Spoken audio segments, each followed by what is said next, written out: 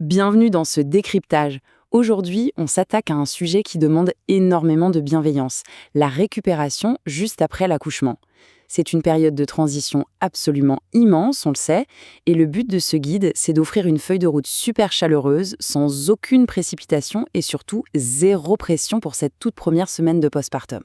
On va voir ensemble comment accompagner le corps avec une approche douce, structurée et vraiment ancrée dans la réalité. Et on plonge directement dans le vif du sujet avec cette citation qui change complètement la donne. Faut vraiment rayer de la carte ces injonctions de perte de poids express. Franchement, les attentes irréalistes ne font qu'ajouter un stress dont on n'a absolument pas besoin à ce moment-là. Le vrai but de ces premiers jours, c'est de retrouver un peu d'énergie, de se sentir mieux jour après jour et de créer un petit cocon idéal pour soutenir l'allaitement si c'est le choix qui a été fait. La perte de poids, elle se fera naturellement et surtout en son temps. Voici donc notre plan d'action très concret pour cette première semaine. 1. Les bases du postpartum. 2. La mise en place d'une routine matinale douce. 3. Le mouvement progressif. 4. La nutrition spécifique à l'allaitement. Et enfin 5. Comment mesurer le vrai succès de cette récupération. On commence donc tout de suite avec notre première partie, les bases du postpartum, l'étape où l'on pose des fondations bien solides. Concrètement, qu'est-ce qu'on doit oublier ? Eh bien, la culture toxique du rebond immédiat, les fameux produits miracles et ces régimes extrêmes à 500 calories. Non seulement c'est inefficace, mais c'est même dangereux. Le corps vient de fabriquer un humain, il a littéralement besoin de temps pour guérir. La priorité absolue, c'est de dormir dès que le bébé s'endort pour accumuler du repos et d'avoir une grande gourde d'eau à portée de main en permanence pour une hydratation massive.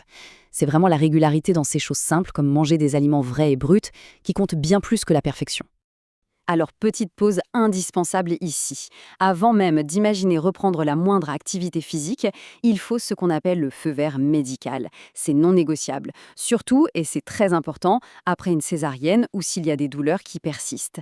Si le corps envoie un signal d'alarme, un tiraillement bizarre ou un inconfort, on arrête tout immédiatement et on consulte un professionnel de santé au moindre doute. La sécurité, c'est vraiment la priorité numéro 1.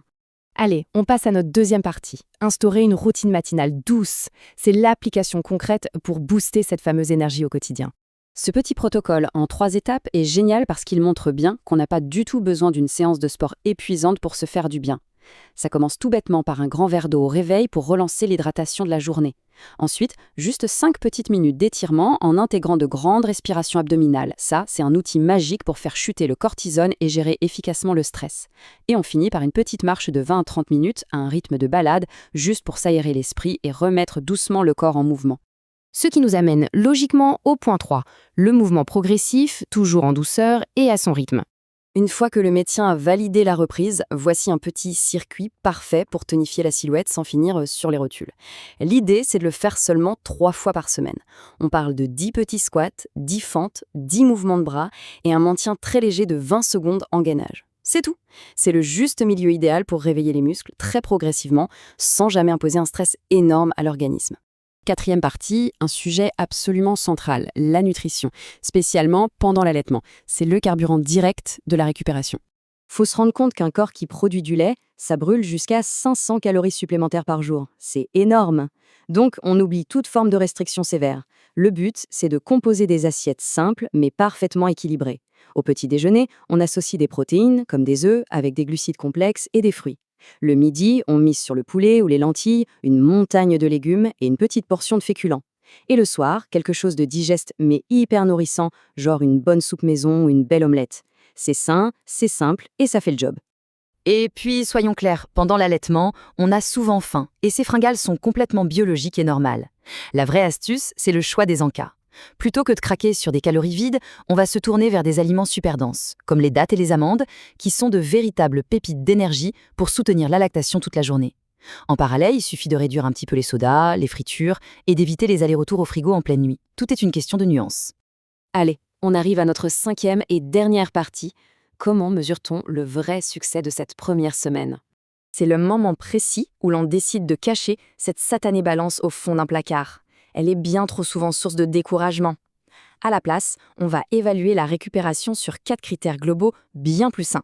Le niveau d'énergie au quotidien, la qualité du repos, même s'il est inévitablement haché par bébé, la façon dont les vêtements tombent et surtout le moral en général.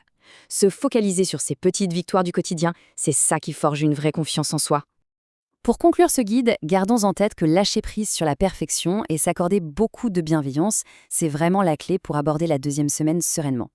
D'ailleurs, petite suggestion d'exercice avant de se quitter. Pourquoi ne pas commencer un carnet de bord maternel dès ce soir? On prend un stylo et on se pose 2 questions. Où ai-je fait preuve de douceur envers moi-même aujourd'hui? Et quelle exigence de perfection suis-je prête à laisser tomber demain? Après tout, la véritable force ne réside-t-elle pas dans notre capacité à accepter notre propre vulnérabilité pour avancer encore plus fort? Merci d'avoir suivi ce décryptage et prenez bien soin de vous.